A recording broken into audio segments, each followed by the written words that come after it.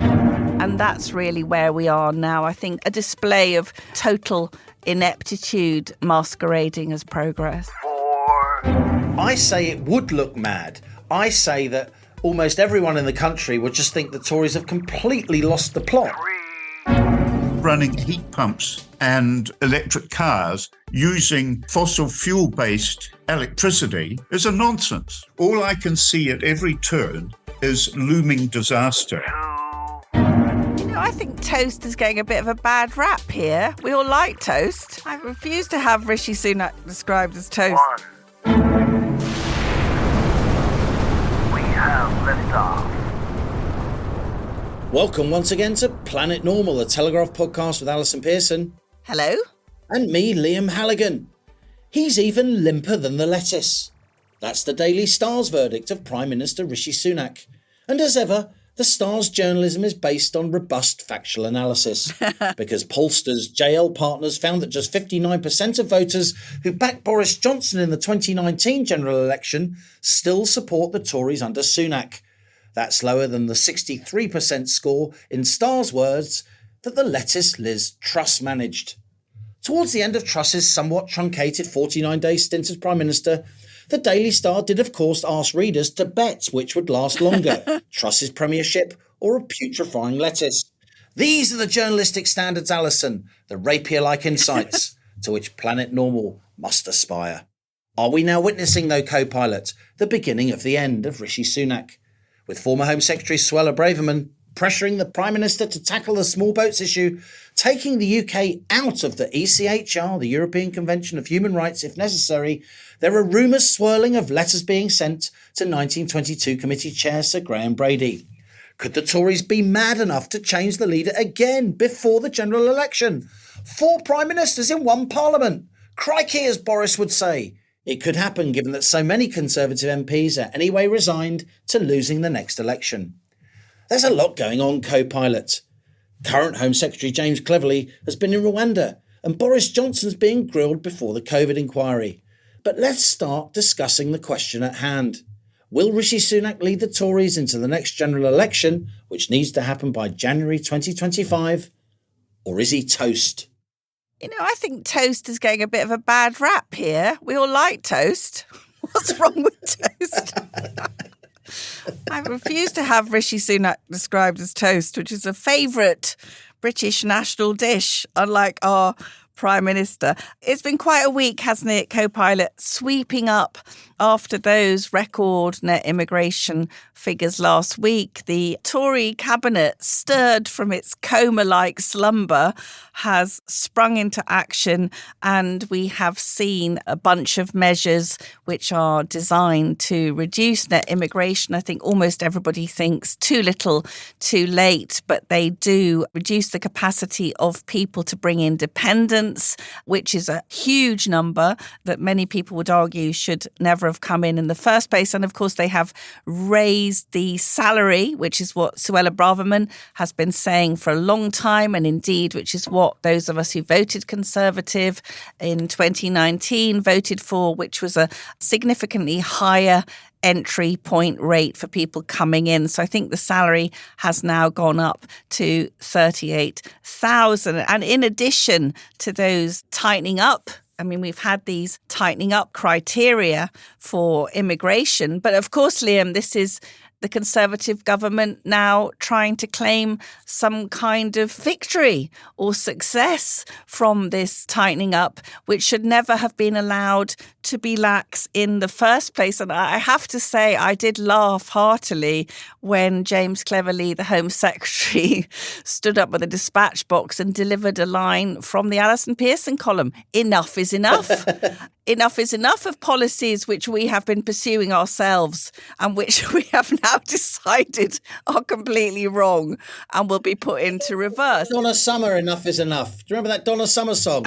Enough is enough. It's actually called No More Tears, but anyway. I love that song. And while we're talking about cheesy songs, when you said toast, yes, in my head I went, toast, just a little bit of toast, which was, of course, a song by Street Band. Yes. Their front man was Paul Young.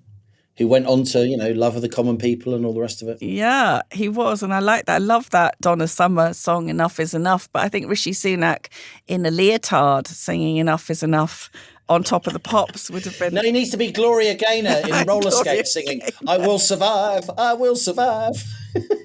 So, yes, I mean, I think we've got this extraordinary situation where the Conservatives are now pushing through measures to combat a situation which should never have been allowed to develop in the first place. Plus, we've so far sent no illegal migrants to Rwanda, but we have sent an enormous number of Home Cabinet ministers.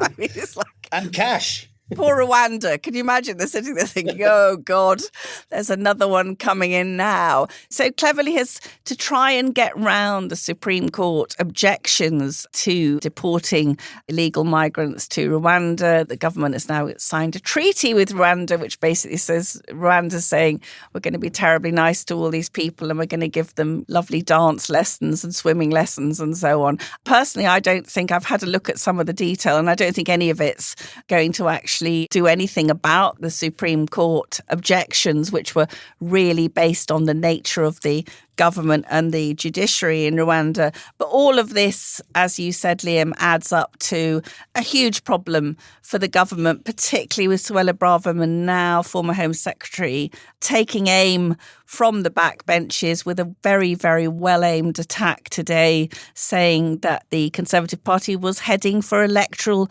oblivion if it continued with different legislation that failed to stop the boats. And that's really where we are now. I think a display of total ineptitude masquerading as progress. It was very strong from Braverman. I mean, usually cabinet ministers who are sacked, and she was sacked, don't get to stand up in the Commons and do a resignation speech, but she did. It is now or never, the former Home Secretary told the Commons on Wednesday afternoon. The Conservative Party faces, as you say, Allison, electoral oblivion in a matter of months if we introduce yet another bill destined to fail.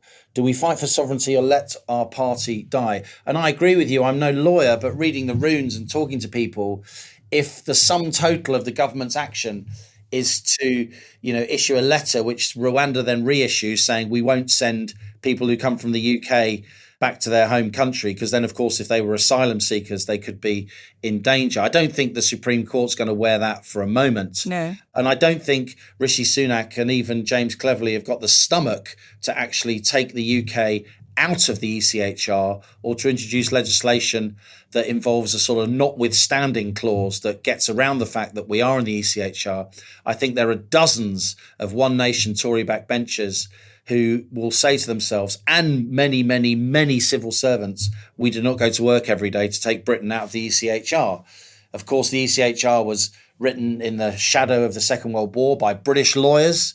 It was very much a response to the ghastly events of the Second World War, not least the Holocaust.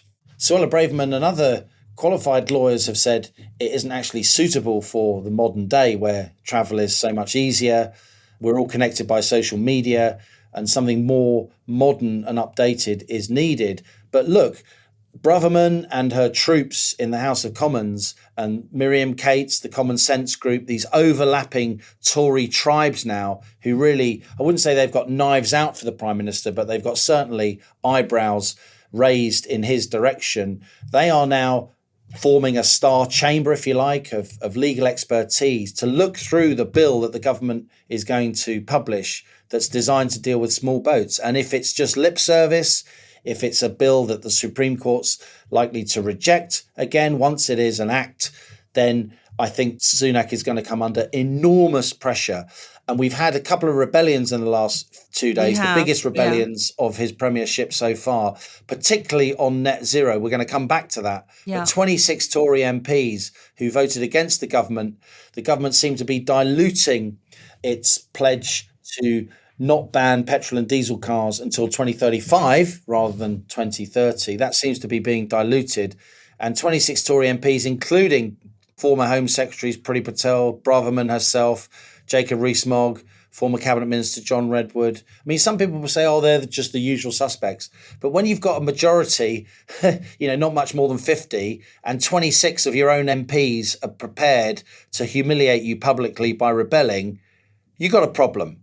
You say, Liam, that all these One Nation Tories and the various civil servants didn't go into this line of business to come out of the ECHR. I would say to you that millions of people who voted for Brexit and millions of people who voted Conservative in 2019 were told quite categorically that we would be regaining control of our borders. I actually think that this is a massive betrayal which is causing rancid disillusion amongst Conservative voters who certainly will not be, as we have seen recently in by-elections and looking forward, will not be voting Conservative. And can I just make the point that when the people object to the number of care workers being limited coming in, and also the number of care workers who were enabled to bring dependents, which, by the way, they cannot take into any other European country as far as I'm aware. And there was an elderly lady this week, you may have seen the story, Liam, a 91-year-old lady in a care home who got trapped in a lift, and the care home workers in her care home were unable to speak English to a sufficient standard to call the ambulance and explain the situation. I would suggest to you that many British elderly people would like to be dealt with in their later years with dignity by people who could talk to them in their own language. And let's also look at the fact that the Conservative government is apparently congratulating itself with these recent measures on getting the numbers of net immigration down to between 300 and 400,000, which is at least double what it was when we voted for Brexit. I mean, we are in the realms of lunacy here, Liam, and I have absolutely no sympathy for Sunak, who, as far as I am concerned, is completely committed to allowing as much immigration as possible and has only taken these actions with a gun to his temple. And we have to ask ourselves, why does a Conservative government is only prepared to take any Conservative measures when it is faced with absolutely appalling opinion polls? And let me finish this rant, because I actually think this bill this week, we were given the impression, were we not, that there was going to be a postponement of the electric vehicle requirement, but pushed back from 20 to 2035. We'll talk about this a bit later because it's completely insane and unachievable anyway. But then sneakily, Sunak actually now pushing through a piece of legislation which says that 80% of vehicles have to be electric vehicles before that date. So effectively cancelling the measure which many Conservatives took as a sign that he was listening. Yeah, I thought that was really badly judged, because the 2035 cut-off is, of course, the EU's cut-off as well. So what he's done is he's very much diluted that move away from 2035 and back to 2030. And when he moved to 2035, it played quite well in the opinion polls. And also a lot of very, very knowledgeable people chimed in and said, look, the reality is the UK car industry just isn't ready. We'd just be handing a huge chunk of our car market to the Chinese, who are making electric vehicles much, much more cheaply and in much, much greater numbers than we are if this 2035 ban comes in. So it does seem like a bit of a volte-face. And you get this sense that Rishi Sunak, who, you know, he's obviously a very clever guy, he's very polished, nice credentials and all the rest of it. But you get the sense that he hasn't really got the kind of political grit and determination and the willingness to upset people that sometimes political leadership requires, particularly under difficult circumstances as we currently are. And I thought the atmosphere, certainly looking on at the footage, I thought the atmosphere in the House of Commons when Suella Braverman was speaking was pretty tempestuous. And I'm getting lots of WhatsApps from people on the back benches who I've known for many years, who I trust, who are saying to me, letters going in, tick, tick, tick. And not just the usual suspects now are telling me that that is happening. We have to ask ourselves, Allison, and I put it in the intro, would it be seen as mad if the Tories did another leadership election before the general election? I say it would look mad. I say that almost everyone in the country would just think the Tories have completely lost the plot, even though there may be sound political strategic reasons if you're an outgoing MP Of course, 60, 70 odd Tory MPs have said they're not going to stand again and counting. If you're an outgoing Tory MP, you may want a leadership change. It may be the last big decision that you can help to influence. There are many people in the party now saying, we've lost the next election, whenever it is. Let's get rid of Sunak. Let's limit the losses. Let's get someone else, a fresh face in there who can hit the ground running after the next general election and limit Starmer to one term, limiting him to one term, not least because he is going to face a very, very tricky economic inheritance with very high debt service payments, with huge levels of taxation as a share of GDP approaching a 70-year high, with his own backbenchers baying for ever more public spending, and financial markets and the bond markets looking on at the UK, already spending 10% of all government revenue on the servicing of our huge public sector debt, wondering if the Labour Party is going to revert to type and actually start spending a lot of money. Starmer this week was at pains to say that he wouldn't do that. But if he only has a majority of 30 or 40, he is going to be very much at the beck and call of the campaign group of hard left Labour MPs.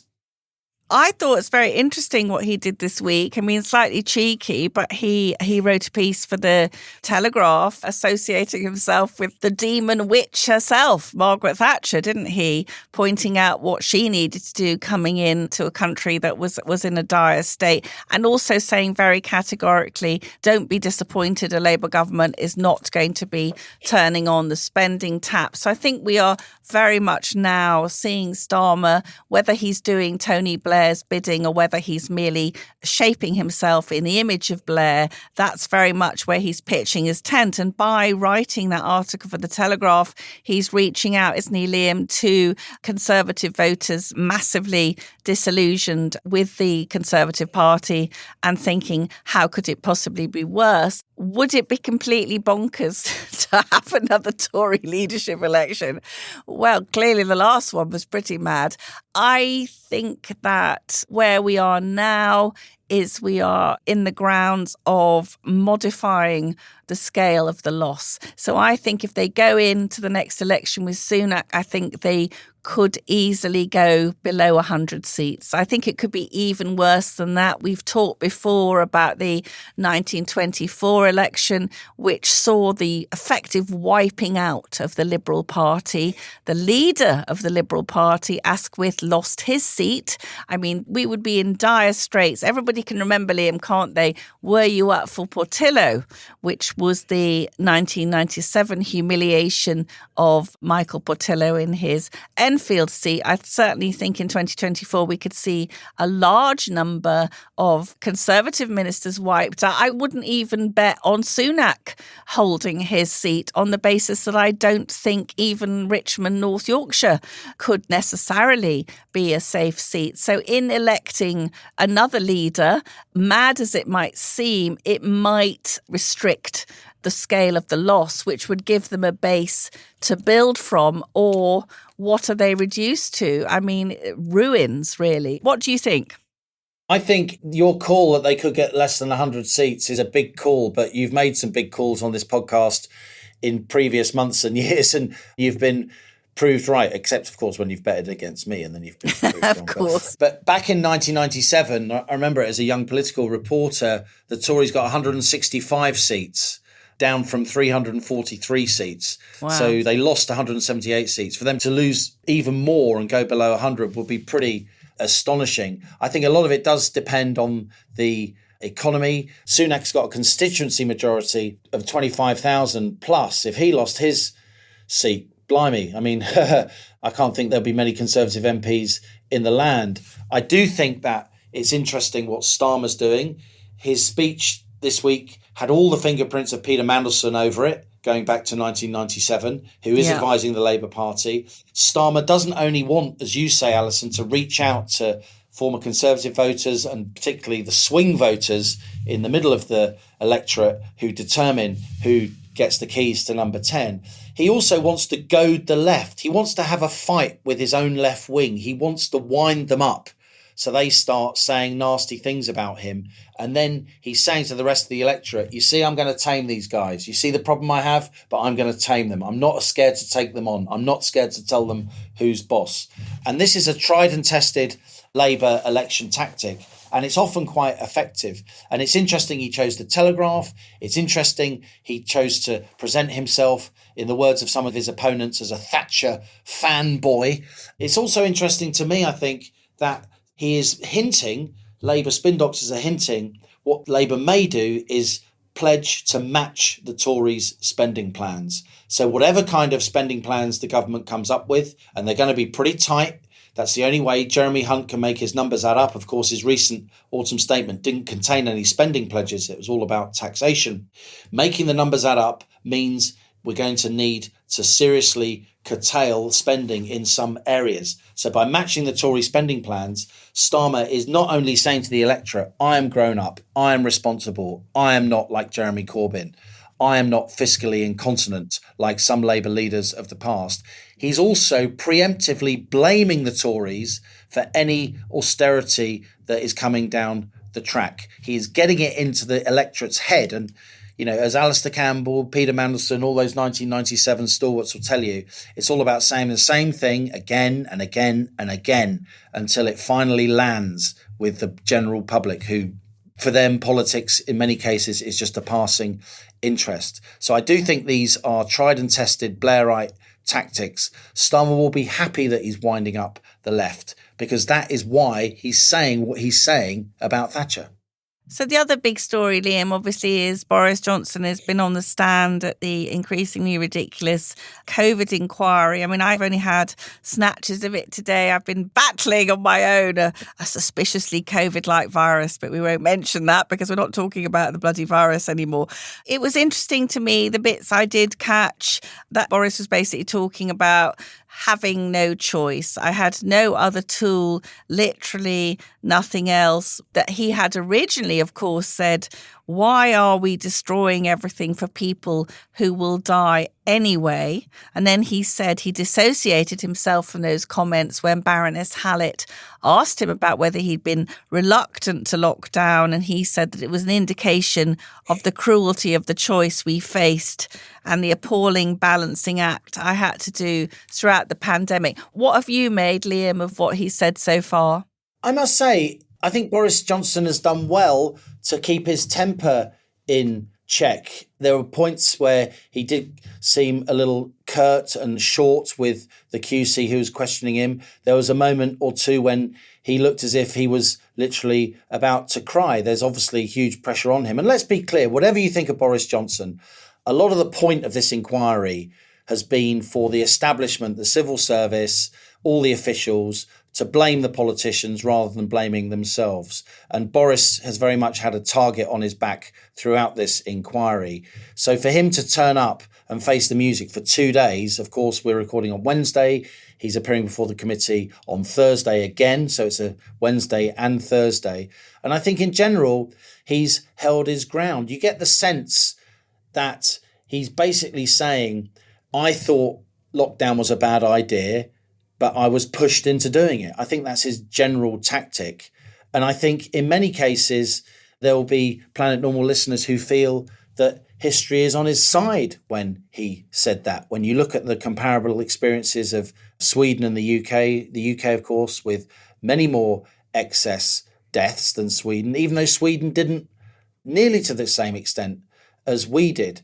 So I do feel there's growing public discontent with this extremely expensive, extremely drawn out inquiry that's going to last for years. It's going to cost £100 million. It's a lawyer's bonanza paid for by us. And yet I don't feel, and I think a lot of our readers and listeners don't feel, certainly if you read their emails and so on, that we're really getting down to the nitty gritty of the questions that need to be answered. Not why didn't lockdown happen sooner, harder, faster, but a far more fundamental question: should we have locked down? That's what we need to know. And it's almost as if the KCs, the very sophisticated lawyers, it's almost as if they want to close down that real debate. Do you remember when Michael Gove suggested something that Planet Normal listeners have been hearing for years, that COVID There's very strong evidence to say it's non-zoonotic. It's a man-made virus. Sir Richard Dearlove, the former head of British intelligence, told us that back in mid-2020, didn't he? And yet the KCs wanted to close down that line of inquiry. Surely that's an absolutely vital thing. That's what the inquiry should be looking at, rather than going through endless WhatsApp messages, KCs grandstanding, enjoying reading out profane messages that people were pinging each other in the heat of a political crisis. It strikes me that this is all about theatre with no substance whatsoever. You know what's really strange, Liam? I was thinking about this because obviously you and I and Planet Normal listeners, we've delved very deeply into this, haven't we? This inquiry feels like it's taking place in a parallel universe, which has had no connection with the information that's been filtering through into the real world for the last couple of years. So we know from two major studies it released this year, including one very significant study from Johns Hopkins University in the States and London University, that lockdown saved hardly any lives at all, if indeed any, and the costs of lockdown in terms of just deaths and all the collateral damage, which we've had itemised on Planet Normal. We had that very moving email from Rick last week about the inability to see his dying father. I mean, I am absolutely enraged, even when I see, like on the Today programme yesterday, Wednesday, they interview a person whose elderly relative died of COVID. And I think, yes, well, the average age of death in the United Kingdom is over 82.4 years, which is the average age of death from COVID. And if it were me, Liam, running that inquiry, every single day I would read out something from a child whose speech was delayed, from a teenager who developed anorexia, from a young person whose job prospects were blighted, from a student whose university career was derailed. I would read out every single day to those smug people the evidence of what their lockdown policy has caused and the ongoing, this week, children's progress in maths and English just this week has been set back. And I think it's very interesting because I think what's coming through Boris's testimony, when he has been at his most honest, and, he is, to his great credit, honest. This is one of the things Boris Johnson said for which he was criticised. This was in a message. If I were an 80-year-old and I was told that the choice was between destroying the economy and risking my exposure to a disease that I had a 94% chance of surviving, I know what I would prefer, he mused in a message to his health secretary and other advisors in August 2021. And 2 weeks earlier, he privately reflected that for the over 65s, the risk of dying of COVID was probably as big as the risk of falling downstairs. And we don't stop older people using stairs. He wanted to explore the merit in offering the over 65s a choice. So I think now that it is just surreal that this hugely expensive public inquiry, which has already cost £100 million, has failed to take on board any of the bona fide evidence about the harms of lockdown, and seems to be increasingly concerned with charging Boris Johnson with a failure to take locking down seriously. It's absolutely mad, Liam. It's Alice in Wonderland levels of lunacy. I think it's also worth saying, Allison, because I rarely see it in the newspapers, that a lot of the officials and civil servants who have been giving testimony at this inquiry, all their kids were still at school during lockdown because they were special workers, right? My kids weren't at school. I don't mind saying publicly, I feel really sorry for my kids during lockdown. I feel really sorry for lots of kids, millions of kids during lockdown. I've seen what lockdown has done to kids at first hand as a parent of school and university age children and students. It was really, really bad. And in some cases, the impact, I'm afraid to say, will be lifelong. And Molly Kingsley and her fabulous troops at Us For Them had to fight to even get consideration of impact on children as part of this inquiry. And I haven't heard much about the consideration of the impact on children so far. Maybe that's coming. Before we move on, Alison, I just wanted to say a few words about Alistair Darling, the former Labour Cabinet Minister, former Chancellor, of course. Between 2007 and 2010, he oversaw the UK's reaction, indeed much of the world's reaction to the global financial crisis. Alistair Darling and I, we sometimes disagreed about things, and that's to be expected. But I do think he was a decent man. I do think he was a serious Chancellor, a talented Chancellor. And the thing I always associate with Alistair Darling isn't just the key role he played during the global financial crisis, even though Gordon Brown's number 10 Downing Street was massively briefing against him during that crucial moment to preemptively blame him, the Chancellor, in case something went wrong. And I won't only remember the pivotal role, for which I'm very grateful, as a non-Scot who really wanted the UK to stay together. He played a brilliant role in the Better Together campaign, bringing together cross-party supporters of a no vote in that 2014 Scottish referendum. I thought he did that really, really well. But what I'll always associate with him personally, many conversations, many email exchanges, many interviews I did with him, he was really good at disagreeing agreeably. He had really good, soft diplomatic skills, even though when it came down to it, he could dig his heels in and stand up to his opponents and people who were trying to give him a hard time. He really stood up to Gordon Brown when Gordon Brown was at the height of his hubris as Prime Minister.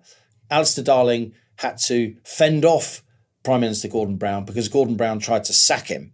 And that's on the record, which would have been the wrong thing to do. So I think it's worth saying as Planet Normal presenters that this is a Telegraph podcast. I think a lot of our listeners and readers are natural Conservative voters, though many aren't, as we know. But I think it's worth saying that this was a really good Labour Chancellor. And it's interesting because Jeremy Hunt, at the very moment he was claiming that Labour were lying about their spending plans and their taxation plans in a bid to try and damage the Labour Party, when Alistair Darling, his unfortunate passing was announced, the current Chancellor had to immediately do a reverse ferret and say, Alistair Darling, he was one of the great chancellors of our time. It was good timing for the Labour Party. But I did just want to mark the fact that I thought Alistair Darling was a decent guy. We didn't always agree, but we always disagreed agreeably. And I think the world is less well off for the fact that he's no longer around. I think that's well put, Liam. And I should say to Planet Normal listeners who aren't on Twitter or X, as we must now call it, that Liam wrote a beautiful tribute to Alistair Darling, which I hope that we can perhaps put in the show notes so you can all read it. It got tremendous reaction from across the entire political ground. It was really lovely, Liam. And I just think he was a really good man trying to do good things. And it's always important, I think, to salute people who are on different sides of the political divide to us, who we think are the good guys. Final anecdote about Alistair Darling. Alistair Darling was the Transport Secretary who actually signed the bill, the legislation that created the company HS2. But as HS2, the plans were rolled out, he became an opponent of it. And I once said to him, what does it feel like, Alistair, to be the man who, set this runaway train off on its path? And he said, I signed the bill, but I didn't think they'd be effing stupid enough to do it.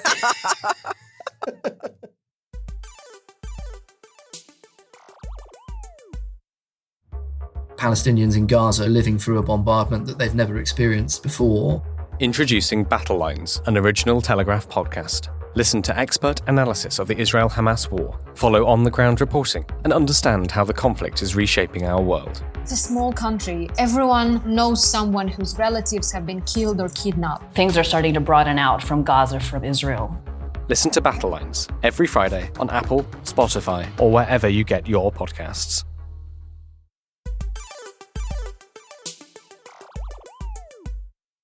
As COP28, that global summit of the great and the green, is taking place in Dubai this week, I thought it was a good opportunity, Liam, to get one of our most eminent and commonsensical critics of the net zero situation on board our rocket.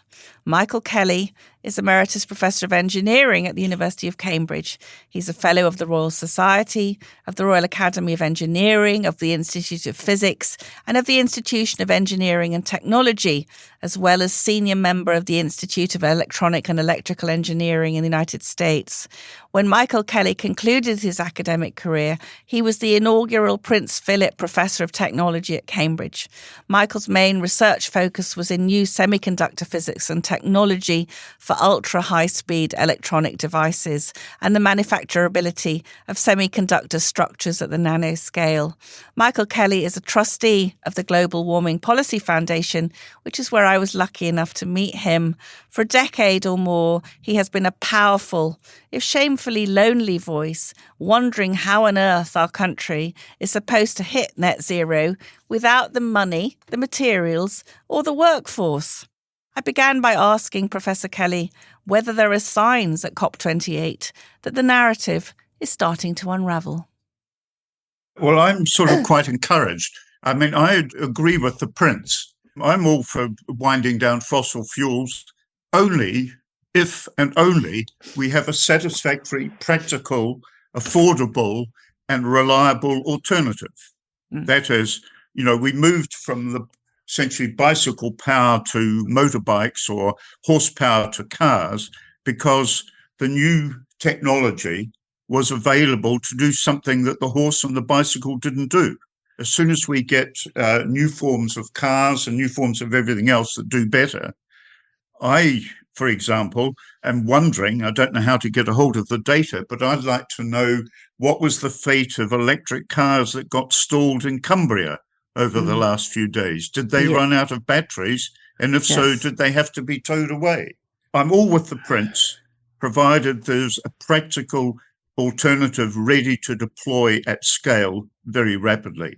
And as far as I'm concerned, there is no such thing. Michael, during the COVID-19 pandemic, which Liam and I talked about a lot on Planet Normal, we saw ministers presented with worst case scenario modelling. In fact, one of the modellers admitted he hadn't even been asked to provide less pessimistic scenarios. Do you think we're in danger with climate change and net zero of once again seeing ministers presented with only one possible path rather than a range of possibilities? Yes, I do. And what I feel most importantly is the absence of project engineers from the current debate. They're used to starting a project and finishing it. Terminals 1 to 5 at Heathrow, the Olympic Park, these are all projects which were started and completed by engineers. As soon as you look at the net zero project as a series of complicated but interlocking engineering projects, then the scales will fall off the eyes of anybody who wants to look at it, not just the engineers. Everyone knows the UK target for hitting net zero is 2050. Now, we've recently seen a bit of tweaking to the target for electric vehicles. The transition from fossil fuels would, you say, Michael, be the biggest engineering project undertaken in British history. How prepared are we as a country for the biggest engineering project in British history? Well, my estimate is that the expansion of the grid to cope with the electrification of heat and ground transport, two of the essential items, is about 1.4 trillion, which is about 30 HS2s a year, i.e. one a year for the next 30 years. And you can very quickly work out, I've consulted a number of engineering companies saying that if I had £1 billion project for infrastructure rollout in electricity, new cables, new distribution, etc., how many person years of professional engineering time would you need? And they say for about £1 billion, you'd need about 1,000 person years of professional engineering time. We need 40,000 engineers working each year for 30 years. Now, we only have 40,000 electrical engineers in the country doing everything that electrical engineers do today. And so we'd need suddenly another 20,000 of those and about another 20,000 civil engineers. And they take about 10 years to train from somebody at school deciding to become a professional engineer. And the real problem I think we'll see is associated with the supply of green electricity. All of that green energy has had the sole function of displacing carbon. That's all. So we have a situation where we're going to, in about 10 years at the rate things are going, we're going to have all these heat pumps and all these electric cars, but no green electricity to run them. And the thought of running heat pumps and electric cars using fossil fuel-based electricity is a nonsense. So all I can see at every turn is a looming disaster. And furthermore, it's a looming disaster which I think is far more likely to happen than any of the speculations about long-term future disastrous climate change. Michael, last year you published a brilliant paper called Achieving Net Zero, a report from a putative delivery agency. Now, the government has not done a proper cost-benefit analysis of what it will take to reach their target of being carbon neutral by 2050. So in your report, you imagined that you'd been appointed CEO of a new agency with the explicit goal of delivering net zero by 2050. Can you just give us a few of the factors that you think the British public has not been made aware of? There are two, one of which we've already considered. Nobody has thought about the project of expanding the electricity sector to cope with electrified heat and electrified ground transport. And there are four problems, each of which a project engineer would want answers before engaging properly. First of all, nobody has come out to commit the finance of 1.4 trillion, which is my estimate. None of them have said where the 40,000 professional engineers are going to come from. If we were to convert all of our cars to battery cars tomorrow, we would need 1 year's global supply of lithium just for the UK. So nobody's telling us where all these materials are going to come from and who is going to mine them. And fourthly, nobody's told anybody about the 30 years of disruption that will occur while all this work is going on. We have a command economy. That is, if we go back to a sort of World War II footing, and you'll be told what you do and no ifs or buts, then we might just get there. But we'll pay an enormous amount in terms of opportunity cost, all the things that we won't be able to do with health, education and defence because we're trying to improve to get towards net zero. Well, our finances aren't looking that clever at the moment anyway. I mean, so you're just talking in one section about the need to rewire homes, street distribution, local substations, because many older houses have 60 amp fuses, which was a size set when demands were basically the biggest demanding appliance was a kettle. And you say at the very least, the mains fuse will need upgrading, local substations greatly expanded, wiring in houses and along the streets will need upgrading to carry. If I could just come in on that one, somebody was telling me the other day that the companies who make transformers have got 10-year order books already there. So even if there was an available workforce, which there clearly isn't, you've said it's been estimated to cost £700 billion to carry out this work on local distribution in the UK alone. And without this spending, we'll have to live with frequent circuit breaks and suboptimal performances of domestic appliances. And you actually say that the final sum for the UK is probably greater than the £3 trillion that the United States spent on World War II. On what possible basis is the Conservative government and the Labour opposition telling the British people that this is going to happen by 2050? The problem is it's not going to happen because although it mightn't violate the laws of physics, it certainly violates all the laws of engineering projects. It's just not going to happen. And the people who say it is going to happen are simply kidding themselves. I mean, one of my problems is that if I take just the building sector and the transport and the electricity sector, electrifying everything and improving homes, we get figures that represent 7, 8 or 9% of GDP between now and 2050. Well, the Lord Nicholas Stern's report said it would be 1%. I wrote to Lord Deben as chairman of the Climate Change Committee and said, could I please come along and talk to the engineers who developed the numbers by which they came to their figures? I said, I would like to examine closely their approximations so we can settle out where the differences are, because the differences are all in the approximations. And my approximation to start with is that we're going to lead a lifestyle roughly comparable to that which we're doing today, and not some hair shirt Venezuelan type economic living. The reply I got from Chris Stack, who's the secretary to the committee, was, Professor Kelly, thank you very much for your critique of our work, but we choose not to engage with you at this time. So this is an official government body choosing to ignore any form of critical analysis. So just for transport alone, we'll need to increase the electricity supply by about 67% 70%, yes. to maintain transport in the UK at today's level in 2050. So we would be looking, would we not, at a huge expansion of the national grid. Now, could we do that with Ed Miliband's renewables? Could we? No, we couldn't, for a whole series of reasons. And also, let me come back, just in case anybody wants to attack me. It is quite possible between now and 2050 that our attitudes towards ownership of cars, and in this case electric cars, may well change. There is a change coming already, and it might accelerate. And that is that if you live in large cities now, if you want a car, it's easier to hire one when you want it. Of course, if I have a car that sits out on the road and I'm only driving in it 2 hours per week, which is about 4%, and if I was part of a car club, the cars might be used for 50% of their time by different users. So I'm quite happy to concede and give ground on my numbers for massive changes in our lifestyles and the way we do things. I don't mind that. But the people who are advocating net zero should be telling us of all these changes that are implicit in the assumptions they make to get to net zero. Some other figures jumped out at me. So this move from petrol and diesel cars to electric vehicles, we've already seen some great reluctance amongst the British public to change over.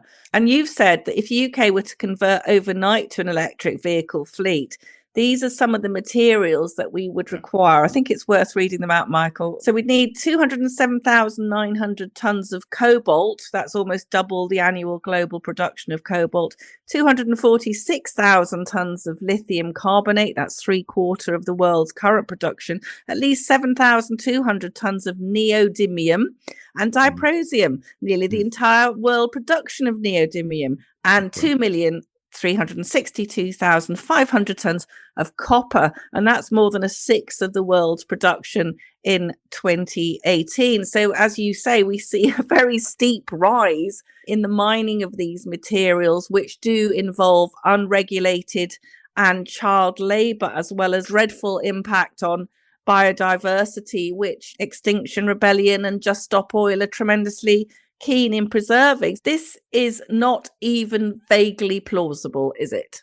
It is not. So when we hear Keir Starmer, very likely to be the Prime Minister next year, pledging to throw everything at net zero, overhaul of the UK's energy system and industries, new jobs in the race of our lifetime to a low carbon future. And Sir Keir also recently announced that the UK will grant no new licenses for oil and gas to drill in the North Sea if Labour wins the next election. Michael, is our political class totally delusional? So what is driving these? I'll tell you, there are a couple claims? of very serious things driving, but I'll just leap in and say one optimistic thing. I come from New Zealand, and the new New Zealand government have just cancelled the cancellation of new licenses. Just as politicians can ban things, they can unban them just as quickly. I think the real point is that my view is that they're going to go so far until something, and I don't know what it is, will provoke them just like the poll tax. And at that point, the proverbial will hit the fan and all bets are off. Finally, is there a strong case to repeal the net zero emissions legislation and replace it with a longer time horizon? Yes. I mean, the whole question of 2050 has a very interesting origin, because there was a committee looking into carbon dioxide. I think it was the National Committee for Nuclear Safety and Environment, but they looked at carbon dioxide in the year 2000. And one of my friends who was on it told me that they went around the world asking everybody, when did you think we could have 10% of the world's energy being provided by nuclear fusion as opposed to fission that we have today? And the answer was not before 2050. So the word 2050 stuck in their recommendations that whatever we do, we've got to get to 2050 without any form of nuclear fusion. That has stuck, and everybody has hung their peg on 2050. I mean, if they'd hung their peg on 2100.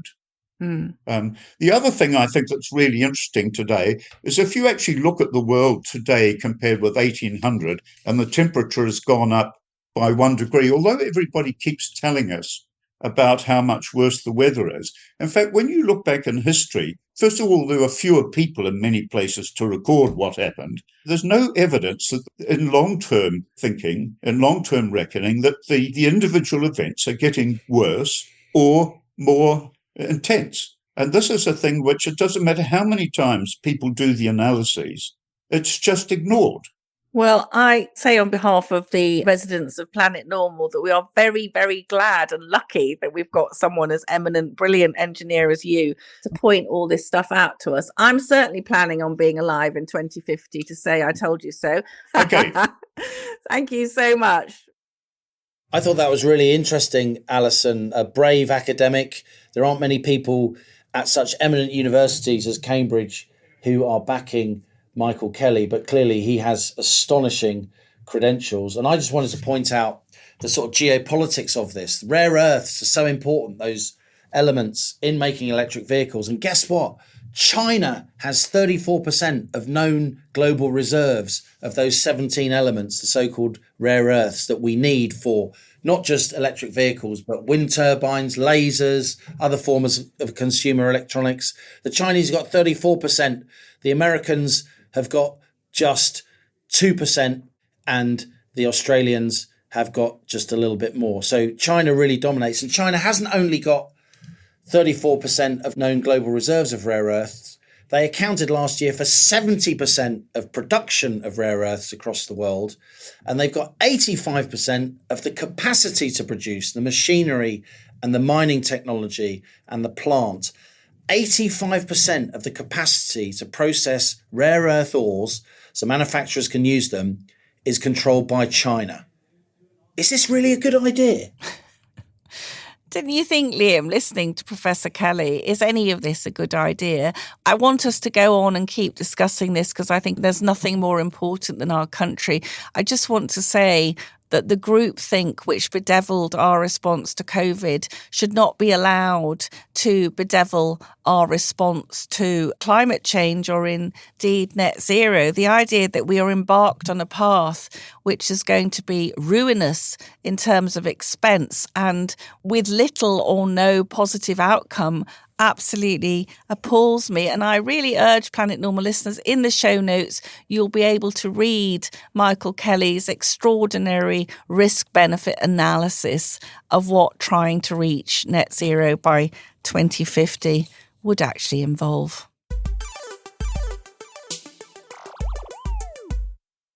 Now on to our listener emails. Your messages sent to planetnormal@telegraph.co.uk. Please keep them coming. We love to read your thoughts. We learn so much from you, the citizens of Planet Normal. Yes, last week we read out a letter from Rick telling us the tragic story of how during lockdown he was not allowed by staff at Salford Hospital to visit his dying father.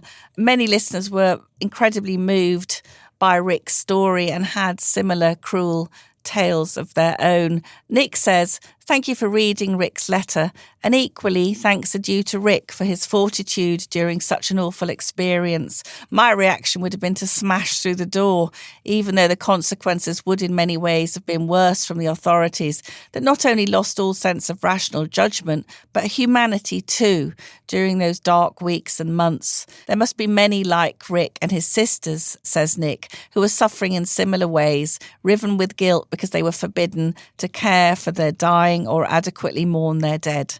Maybe there will be a reckoning one day, maybe not in my lifetime, but that day will surely come." And Anne says, "Dear Allison and Liam, great episode. Rick's email resonated greatly with our own family circumstances when my father-in-law was admitted to hospital early September 2020 and sadly died on the 22nd without my husband being able to see him at all. My mother-in-law was able to see her husband for a limited time daily for the first week, and my brother-in-law only because he told them he was his mother's carer. But then the visits were suspended, and my father-in-law sadly passed away on his own, with the fear of hospitals prior to COVID, which must have greatly exacerbated his anxieties and most likely speeded up the process leading to his death, which, as with Rick's dad, was not due to COVID. Again, like Rick, I will never forgive the NHS and government policies. The COVID inquiry conclude anything they like to inform the conduct of another pandemic, but we will not be locked down again. Of none of our family members will seek hospital support in that event. The COVID inquiry is a total shambles, and no one appears able to challenge it to get the voices of reason heard. Please keep up your great work, Anne. Good email. This is from Helen. Dear Allison and Liam, I too am increasingly exasperated by the COVID inquiry. It's costing an eye-watering amount of money to come to a pre-decided conclusion that lockdown wasn't introduced early enough. How can Matt Hancock suggest we should have locked down 3 weeks earlier when the World Health Organization didn't declare a global pandemic until the 13th of March? And why does no one point out that Germany only locked down 2 days before we did? I'm also incensed, says Helen, that Boris Johnson's being held responsible for every COVID death, but the deaths from any other cause, both during the pandemic and as a result of delayed treatment for other diseases, doesn't seem to matter. Konstantin Kisin summed it up on Jeff Norcott's podcast, What Most People Think, when he said, if every death from COVID is your responsibility as Prime Minister, and every death from the effects of lockdown is not, how in that incentive structure can you get people to think about both? It's a good point. Very good point. And this is from Hugh, spelt the Welsh way, H-U-W. I write for a Welsh weekly magazine, says Hugh. I've managed to get agreement from Welsh Labour and Plaid Cymru to respond by the end of February to the ideas set out in Liam Halligan's Home Truths. I am waiting for the Conservatives to come back to me. I'll let you know what they say. Love the podcast, by the way. Best wishes, Hugh. Da iawn, Hugh. I mean, look at this. Implementing the masterly work of the co-pilot to shame the Welsh Government over housing. This is the way forward, Bach. Hooray, hooray. Let's make a cup of tea in Ivor's boiler. John's the steam. And on that bombshell of Welsh cultural appropriation, don't cancel me. That's it from Planet Normal for another week as we leave our sanctuary of sweet reason, our flying refuge of reasoned views. Email of the week, it's Allison's turn. It's going to be Anne for her lovely, touching email about her father-in-law, the loss of her father-in-law, not from COVID, but from lockdown. You're welcome to appropriate my culture as long as you're sufficiently humble. Anne, email us at planetnormal@telegraph.co.uk, put mug winner in the subject heading. Give us your postal address and we'll send you a mug. And thanks also to everybody who phoned us last weekend to donate to the Telegraph Christmas Appeal. A fantastic effort. Many of you who we spoke to said you were Planet Normal listeners, and that warmed the cockles of our heart. It certainly did, and the chestnuts as well. If you enjoy Planet Normal, please do leave a rating and a review on Apple Podcasts or Spotify. It really does help others to find the podcast, and it don't half cheer up the co-pilot. And as we speed away from our beloved Planet Normal and the madness of planet Earth comes back into view, thanks as ever to our producers Isabel Dejard, Cass Ho and Louisa Wells. Stay safe and in touch with us and with each other. Until next week, it's goodbye from me. And it's goodbye from him.